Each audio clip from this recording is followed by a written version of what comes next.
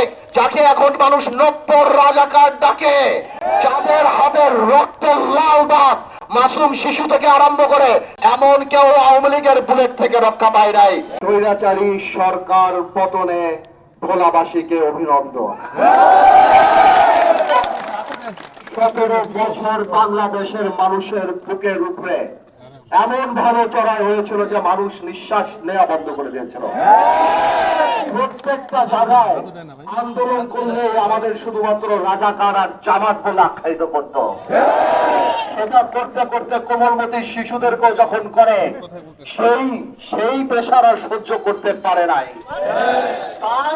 তাই ভেঙে গিয়েছে বাংলাদেশ থেকে গত সরকার। আপনারা জানেন সেই 17 বছরে কত অত্যাচারিত মানুষ হয়েছে। 300 আসনে 300টা জল্লাদ দাঁড়িয়ে গিয়েছিল। এমন কোন অপকর্ম নাই এই আওয়ামী লীগের দালাল আর আওয়ামী লীগের স্বৈরাচারী সরকারের এমপিরা বাংলাদেশে করে নাই। বড় নেতা হওয়ার চেয়ে ভালো মানুষ হওয়া অনেক বেশি জরুরি। আজকে আওয়ামী লীগ সরকারের এই পতন আমরা করি নাই। আওয়ামী লীগ এই সরকারের পতন বৈষম্য বিরোধী ছাত্র আন্দোলন করে নাই। আওয়ামী লীগ সরকারের পতন করেছে আল্লাহ তাআলা।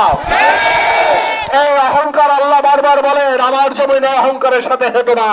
তুমি জমিন বিদীর্ণ করতে পারবা না, আকাশ ছিদ্র করে উপরে উঠতে পারবা না।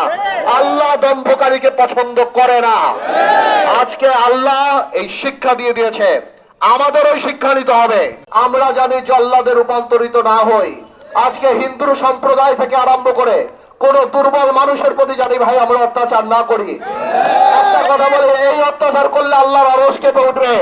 এই বিচার কিন্তু আমাদেরও হবে বাংলার মাটিতে। আমি বলে দিলাম, আমি সবাইকে অনুরোধ করব, অত্যাচারের কোন জায়গা ভোলাতে ঠাঁই হবে না।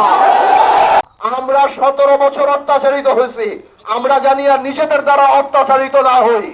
আপনারা দেখেন অত্যাচারিত কি হয়।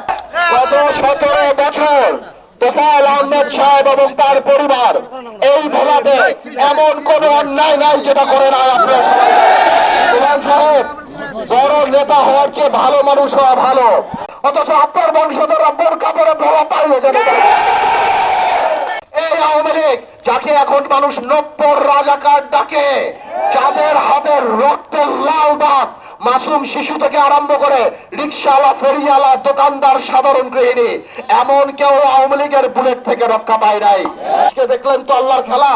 আপনার এই বয়সে আপনাকে বাংলাদেশের মানুষ খুনির দোষর হিসাবে জানবে, হত্যাকারী হিসাবে জানবে, সব হিসাবে জানে।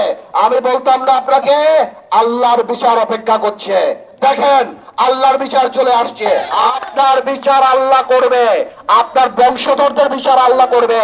আপনি যে চোর বংশধর রেখে গেছেন তাদের বিচারে বলার মাটিতে হবে। এবং আমরা দেখব এমন উদাহরণ সৃষ্টি করবো ইনশাআল্লাহ এই ভোলাতে আগামীতে। কেউ আর মানুষের ক্ষতি করার, বাড়ি গাড়ি লুট করার, কারো মহিষ খেয়ে ফেলার, কারো জমি খেয়ে ফেলার, কারো গরু ফেলার এই চিন্তা আর কেউ আগামীতে করবে না। আপনারা দোয়া করবেন, আমরা জানিয়ে আওয়ামী লীগের এই পতন থেকে শিক্ষা পাই। আমরা জানি বুঝি এই ক্ষমতা আমাদের কাছে আমানত। আমরা জানি অহংকারী না হয়ে উঠি, আমরা জানি দুর্নীতিবাজ না হয়ে উঠি।